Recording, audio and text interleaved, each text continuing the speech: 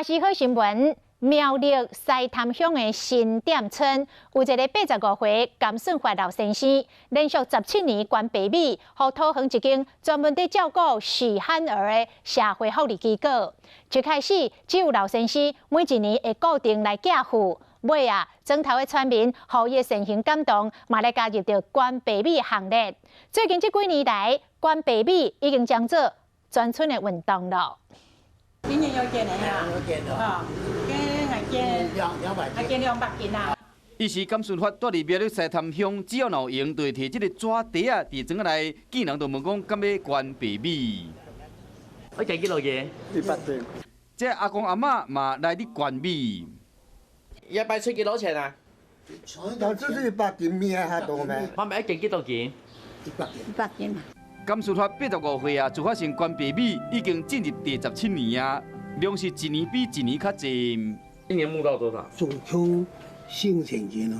17年来，甘顺发募到的培米超过3万大斤，这培米拢是要捐予伫桃园照顾细汉儿的社会福利机构。机构的学员逐年拢会来找甘顺发，感谢这位有爱心的阿公。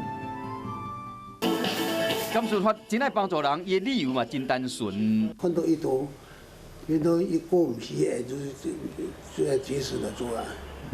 我当辛苦的，当艰苦的人。看到别人生活歹过，伊就想要斗相共。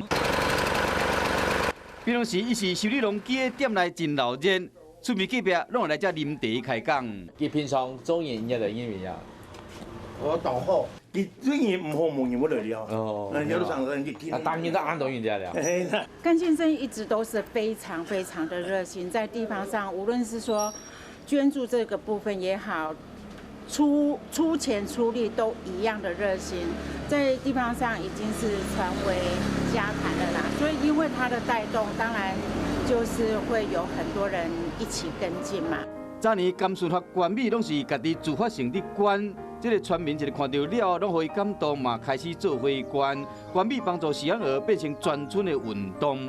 甘顺发嘛真欢喜，因为每一人若付出一点仔心意，这一点仔心意最后就会变成真大的力量，会使帮助更较侪需要帮助的人。